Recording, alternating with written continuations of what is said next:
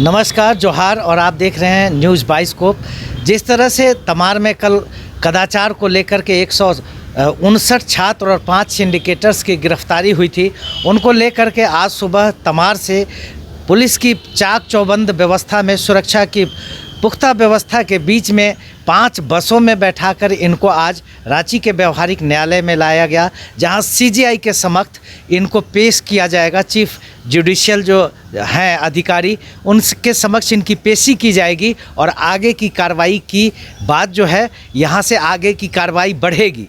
अभी ये इस मामले में जो पुलिस के अधिकारी हैं, उन्होंने क्या कुछ कहा है, ये आप सुने। आईडी ऊपर करना मेरा। देखिए, टोटल 166 लोगों की जो है पुलिस के द्वारा गिरफ्तारी की गई थी। इनको आज कोर्ट में जुडिशियल कस्टडी के लिए पेश किया गया है। इसमें महत्वपूर्ण बातें ये हैं कि जो ये सॉल्वर गैंग है, फ्रॉड गैंग है, या फिर बोल सकते हैं, ये काफ़ी सारे बाकी स्टेट्स में भी पेपर लीक के प्रकरणों में इनका इन्वॉल्वमेंट रहा। अटेम्प्ट इनके द्वारा हर ऑलमोस्ट काफ़ी सारे एग्जाम्स में लिया गया है।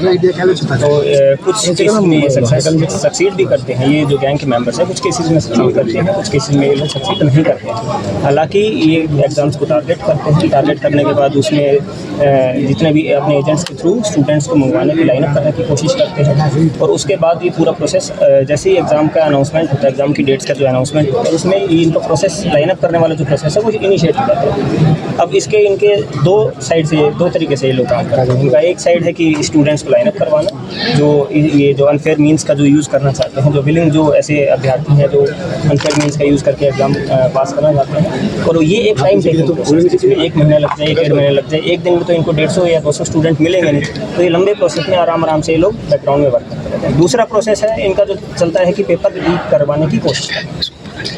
तो ये दोनों प्रोसेस इनके इंडिपेंडेंट चलते हैं, इनके लोग भी अलग अलग। अब अगर इनकी सिंस इस वाले केस में जहाँ तक हमारे सामने जो फैक्ट सामने है, इन्होंने इतने सारे स्टूडेंट्स को लाइनअप करवाया, स्टूडेंट्स की विलिंगनेस देखी, एजेंट्स के थ्रू ये स्टूडेंट्स को लेकर आए।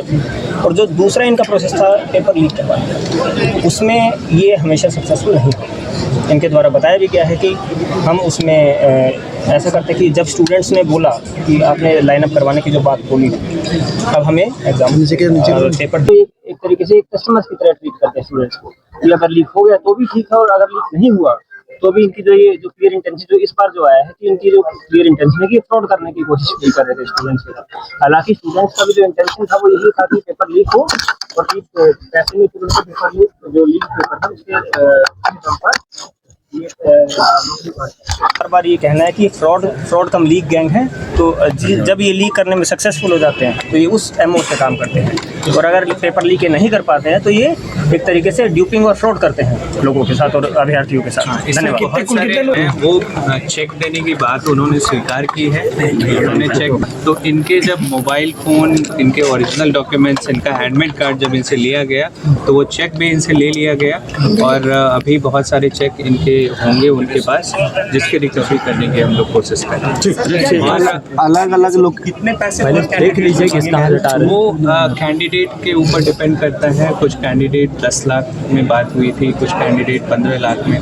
तो वो लेवल ऑफ एजेंट्स पे डिपेंड करता है। आप अगर 2-3 लेवल के थ्रू जाते हैं तो सब अपना कमीशन कुछ मानते हैं, तो वो जो अमाउंट है वो 15 लाख तक अभी तक बात है। किन किन लोकेशन से सर पिक किया गया था, जो अलग अलग लोकेशन से जो एक गाड़ी में लाया? पिकअप पॉइंट बताया गया था, जैसे कुछ लोगों को बूटी मोड़ आने बोला गया था, कुछ लोगों को नेवरी गोल चक्कर, कुछ लोगों को रामपुर चौक, तो ऐसे कुछ लोगों को दुर्गा सोरेन चौक। तो ऐसे कुछ पिकअप पॉइंट्स थे जहाँ पे उन लोगों ने खुद की गाड़ी रेंट की हुई थी। उस गाड़ियों से इनको पिकअप करके उठाया गया, उनके सारे डॉक्यूमेंट्स ले लिए गए, और उसके बाद ये प्लानिंग थी कि एक बार इनको पेपर याद करा के फिर वापस उन्हीं गाड़ियों से उनके एग्जामिनेशन सेंटर तक छोड़ दिया जाता, ताकि बीच में ये किसी के साथ इंटरैक्ट ना कर सके और इनकी पोल ना खुल सके।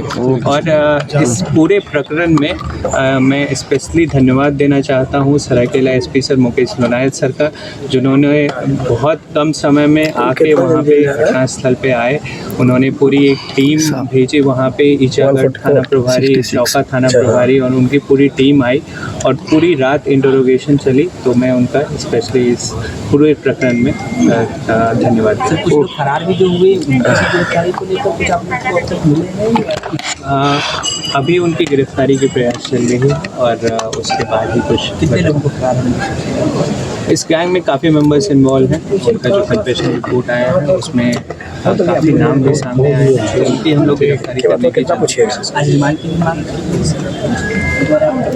जुडिशियल रिमांड होने वाला है और प्रोसेस चल रहा है। कुछ देर में सारे जुडिशियल रिमांड के जो फॉर्मेलिटीज़ हैं उसको कंप्लीट करके इनको फिर हॉटवार जेल भेजा। ज़्यादातर कैंडिडेट्स कहाँ के? इसमें 80% से ज़्यादा कैंडिडेट्स जो है वो झारखंड के हैं और 20% कैंडिडेट्स बिहार के। Okay thank you.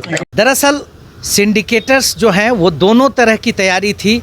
जो सिंडिकेटर्स जिस गैंग की अतुल वत्स जो गैंग चलाता था, जो इन परीक्षाओं में पेपर सॉल्विंग का काम करता था, लोगों को ठगता था, सीधे साधे लड़कों को गुमराह करके शॉर्टकट का रास्ता दिखाता था, उसके बारे में पुलिस तफ्तीश कर रही है और पुलिस ने ये पता लगाया है कि ये पहले भी कई तरह की परीक्षाओं में ये गैंग इस तरह का सिंडिकेटिंग का काम करता था और इनकी दोहरी योजना थी। पहली योजना इनकी पेपर लीक कराने की थी और यदि पेपर लीक नहीं करा पाते हैं तो वो लड़कों को फिर ठगने के लिए उनको प्रश्न को दे करके उस तरह का माहौल बना करके, उस तरह की भूमिका बना करके और उनको कई गाड़ियों में कई जगहों से सभी लड़कों को कलेक्ट करके और फिर उनको वो प्रश्न तमार में एक नकली डमी प्रश्न पत्र को रटवा कर और फिर इनकी डॉक्यूमेंटेशन वगैरह सारा कुछ जब्त रखता था, प्रेशर डालता था और फिर उनको परीक्षा केंद्र पर छोड़ता और उसके बाद परीक्षा में कुछ मिले या न मिले फिर लोग ठगे रह जाते और बंदा गायब हो जाता।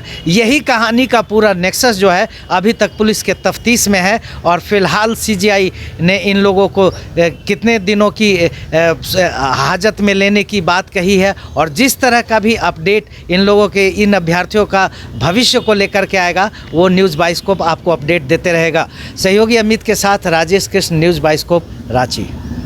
घर रहने का मकान भर नहीं, ये खुशियों की तिजोरी है। दरवाजे पर दस्तक देता पड़ोस, खिड़कियों से उमड़ आता आसमां, तारों में उलझी ऐसी ना जाने कितनी दास्तां। कहती हैं चले डायमंड सिटी, एक सफर हम सफर के साथ अपने घर तक। Diamond city, life long bonding, 500 से ज्यादा खुशहाल डायमंड परिवार।